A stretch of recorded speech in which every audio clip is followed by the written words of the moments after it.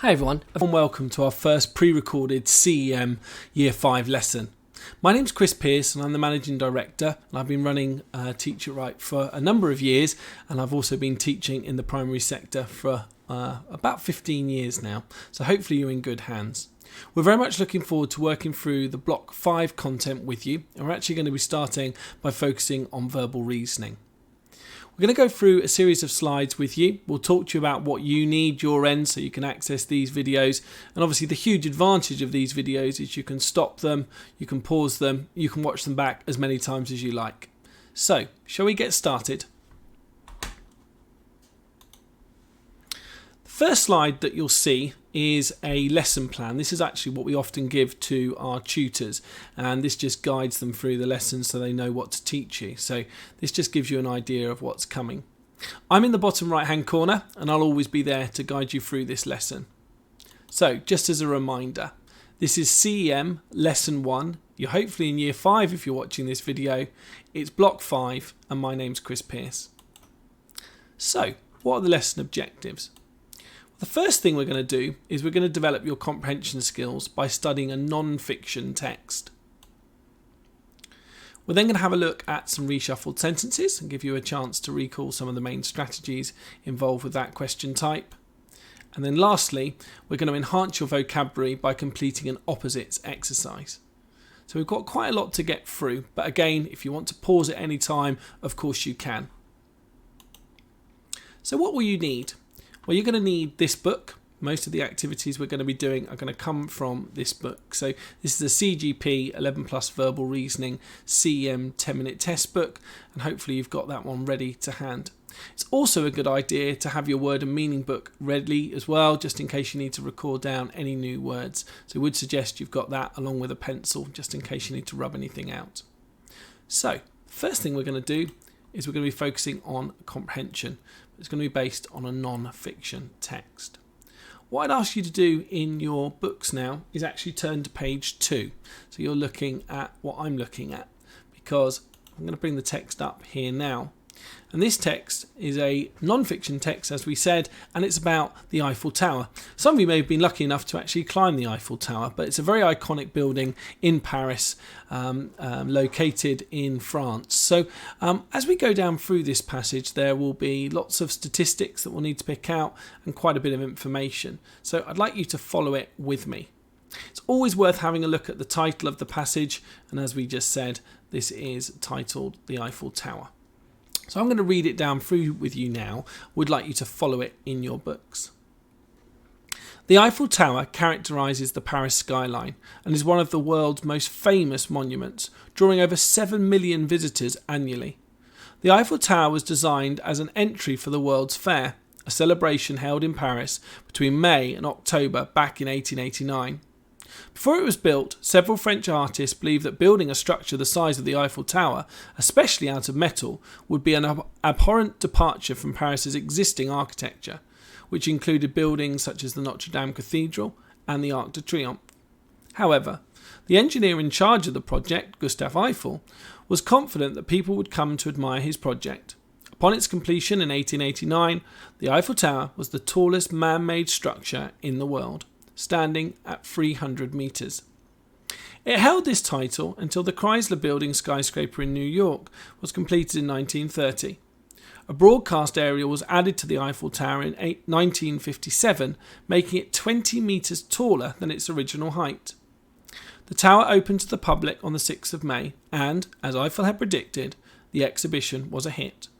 Over 28 million visitors passed under the legs of this giant during the World Fair, with 1,896,987 of them ascending the tower itself. Since then, over 250 million people have admired the view of Paris from the tower's balconies, ascending either by the lifts or by climbing its 1,665 steps. The Eiffel Tower had permission to stay in place for 20 years. However, Paris officials decided that the tower served as an effective communications tower, especially for sending wireless telegraph signals. In 1910, the tower was granted a reprieve, and since then has become an iconic feature of both Paris and France. So, as we were reading down through that text, you would have picked out hopefully quite a few statistics. Don't worry, you don't need to remember everything that you've just heard, but what we will be doing is returning back to the text to clarify what our answers to some of the comprehension questions are. So what we're going to do now, we're going to have a look at what the questions are going to ask us about this text. And this is the first question. Why were some people not in favour of the Eiffel Tower?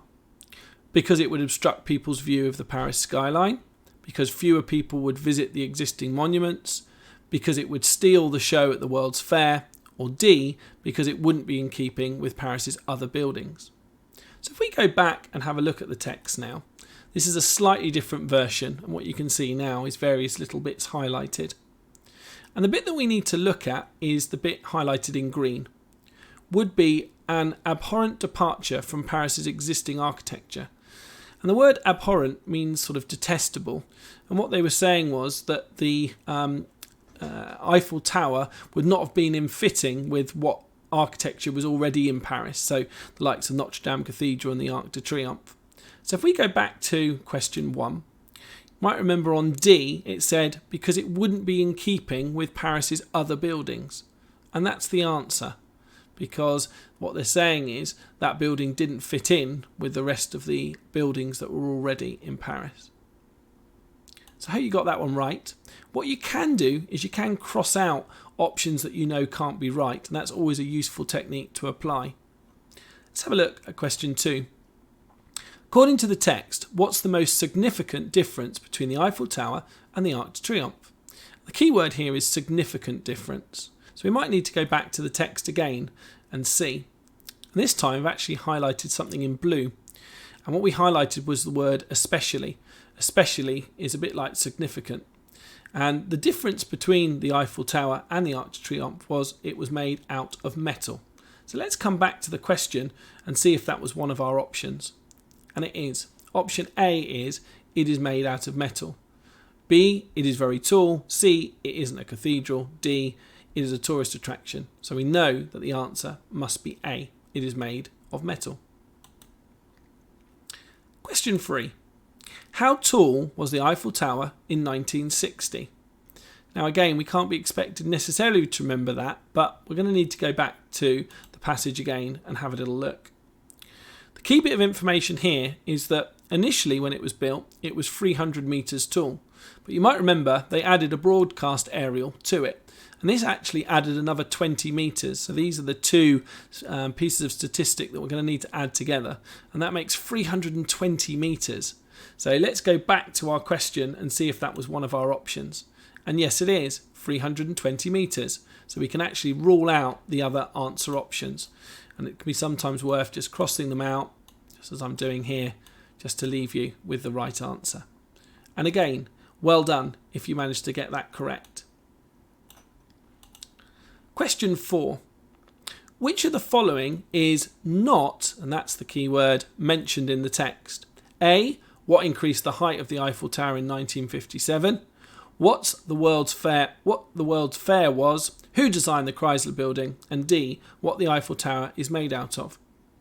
So we're looking for what's not mentioned in the text. Well, we know that A was what increased the height of the Eiffel Tower. We've just talked about that. What the World's Fair was, yes, that's definitely mentioned. Who designed the Chrysler Building? Now again, if you can't remember, it's worth going back to the text. And it did mention about the Chrysler Building skyscraper in New York, but it didn't actually talk about who designed it. So I think we're fairly confident then, if we go back to our question, we know who designed the Chrysler Building was not mentioned. So that must be the answer. We'll just check D, what the Eiffel Tower is made out of. We know it's made out of metal, so that was mentioned, so we can cross out D. So again, well done if you got that question correct and you went for C. Question 5. Which of the following statements about the Eiffel Tower is not true? So again, we've got to make sure that it's a not true statement. The artist's protest against it being built was unsuccessful. Well, we know that that was true. Okay, so we can cross that out. We're looking for the statement, remember, that is not true. There are over 1,500 steps to the top. Well, let's go and have a little look and see if that's true. Well, you may remember it mentioned 1,665 steps here. So that means that it is over that. So if we go back to our answer options again, which I'll get to the right question, there are over 1,500 steps to the top. Well, that is true, so we can cross that one out. It was over 0.5 kilometre in height when it was finished. Well, you're going to need to know a bit of maths here.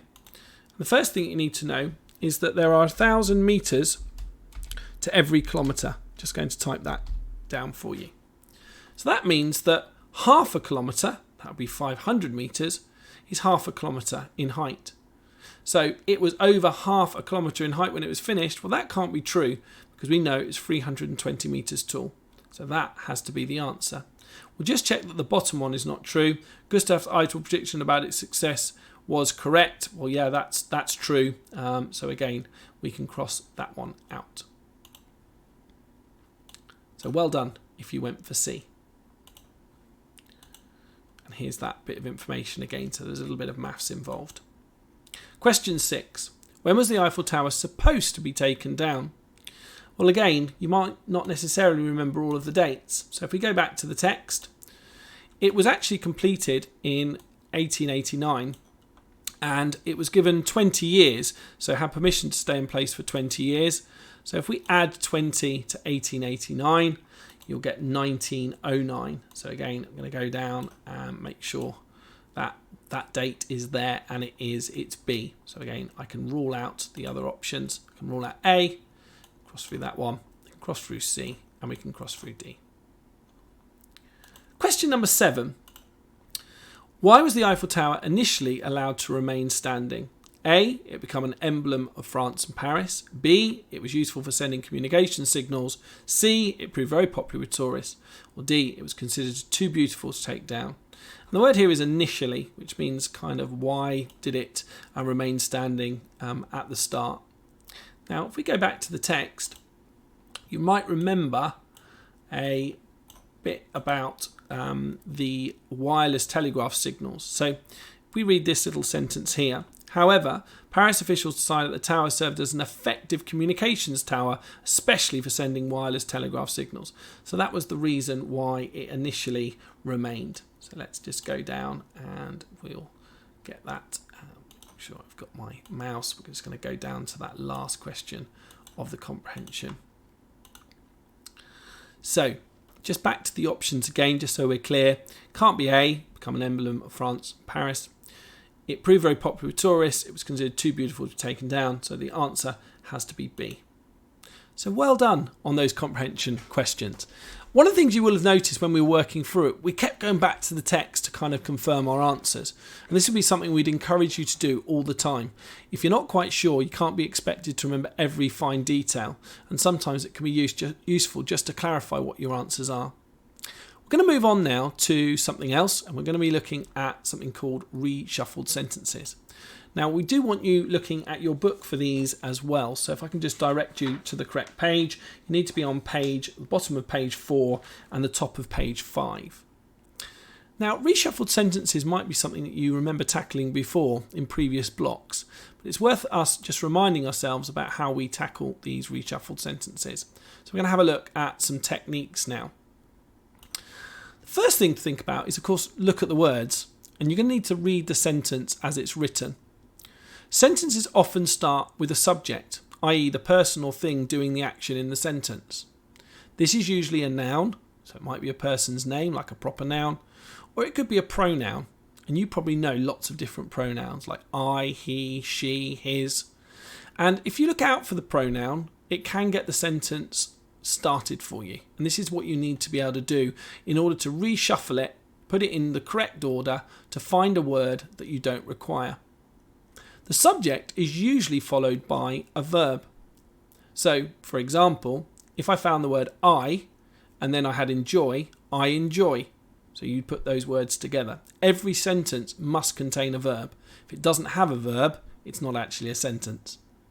Next, we might need to find a word that relates to the verb. And the example we've got here is, I enjoy swimming. As you're going through, you'll be crossing out the words that you don't require. And this hopefully will leave you with one word that's not needed. Often this word, or this superfluous word, is very much connected to the sentence. So Don't be fooled thinking you've got to get all the words involved. You're just looking for one word that you don't need, but it may very well be connected to the sentence, but you can't actually use it in the sentence to make sense. So, shall we have a little look and see what questions you've actually got here? So I've just taken a little snippet of the questions 8 to 14 that you've got. And what I would suggest you do now is you pause the video, you get your pencil ready, and you actually have a go at those reshuffled sentences. When you come back, we'll actually go through those individually together just so that we know what the answers actually are. Okay. Welcome back. I hope you've had a go at those reshuffled sentences and you found them okay. Let's go down now and have a look at them individually.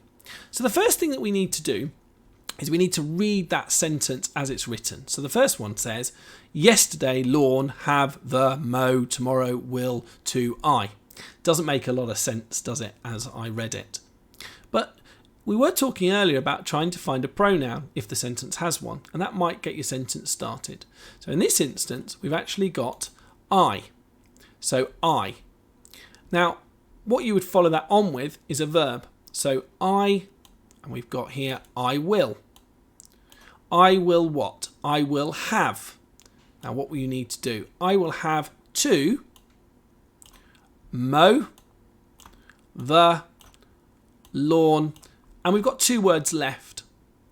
Now, if I said I will have to mow the lawn yesterday, that doesn't really make sense. But if I said I'll have to mow the lawn tomorrow, that makes complete sense. And that then leaves me with a word that I don't require, which was yesterday. I hope you got that one. Let's have a look at the next reshuffled sentence that you had. And I'll read the sentence again. Exciting rugby, many sport, great think and people is. The problem we've got here is there isn't a pronoun and there also isn't a proper noun to pick out. So if we look really carefully, so the common pronouns like I, he, she, there's not one there. But we do have the word many. And many actually is a pronoun. So we can actually use that one to get the sentence started. So we can say many, and again I'm going to eliminate as I go along, many people what? So we need a verb. Many people think what? Think rugby is. Now we've got the word an here, and this gives us also a clue to the next word, which must begin with a vowel, which is E. So an exciting sport.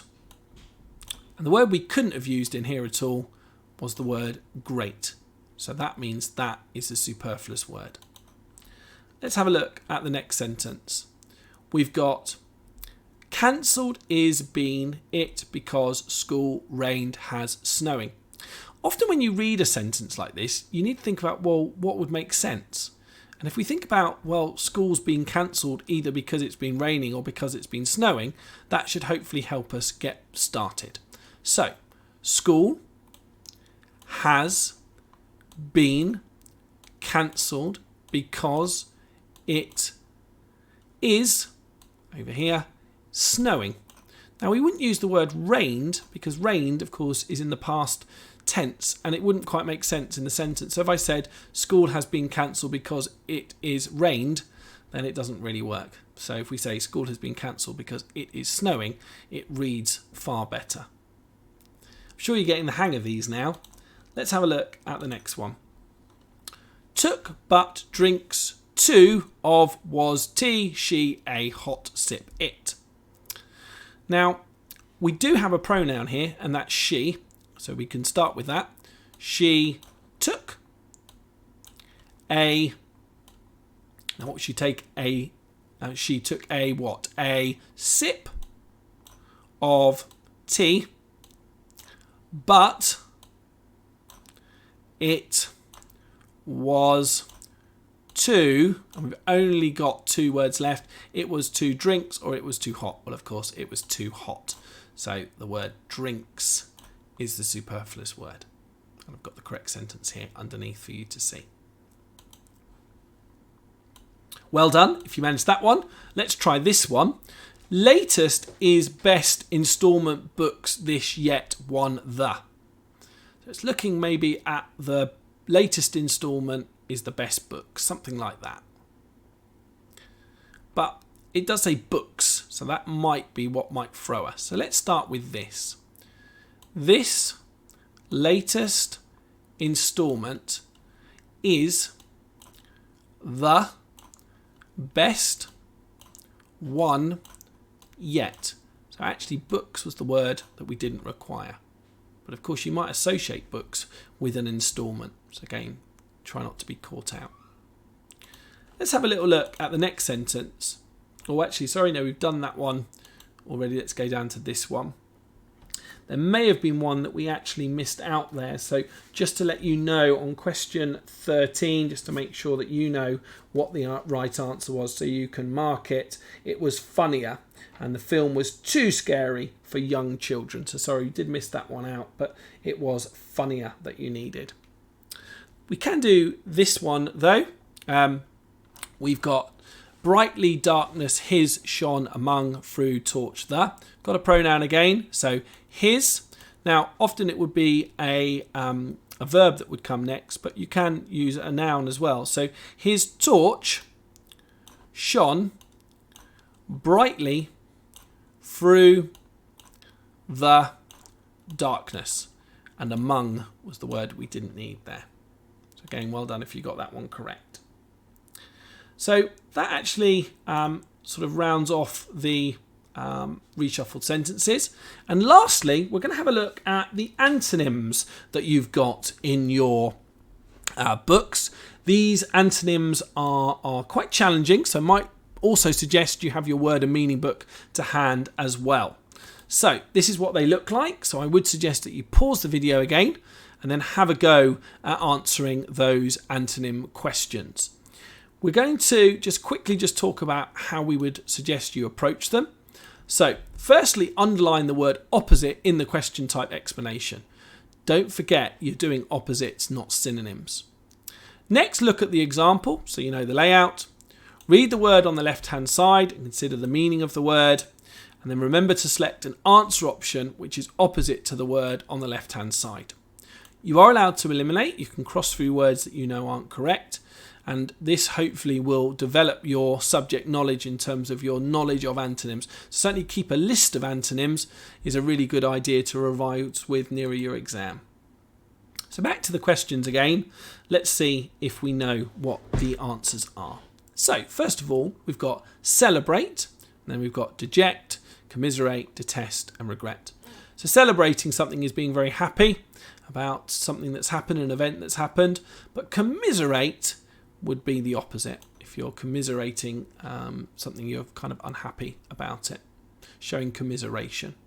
You may have heard of the word chastise. Chastise is when you punish someone or tell them off. Being chastised, hopefully you haven't been chastised.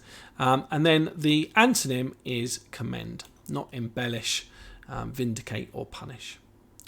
Inconsequential, that's quite a long word. Okay, inconsequential means that it's not really of any importance, whereas paramount is the opposite. Being paramount is being important. The next one is demonic. Demonic is when something is not angelic. So demonic kind of means when it's bad and not very nice. So demonic and angelic would be the opposite in meaning.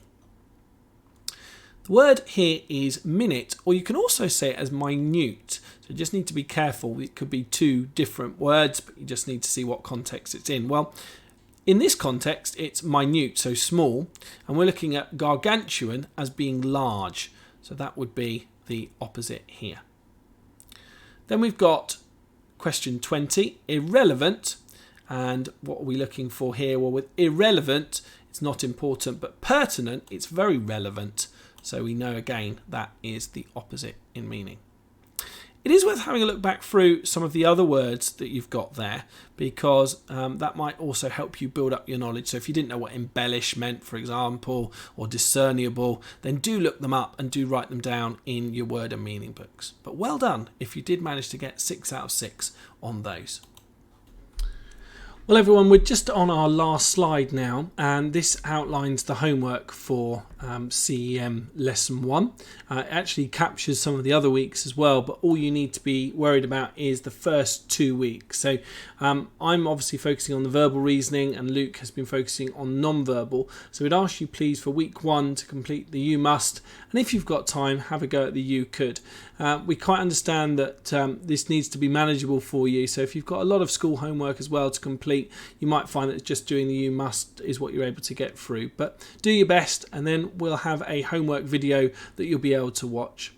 Thanks very much for watching this first pre-recorded lesson, and we hope to see you in the Facebook Live sessions soon. Thanks a lot. Bye bye.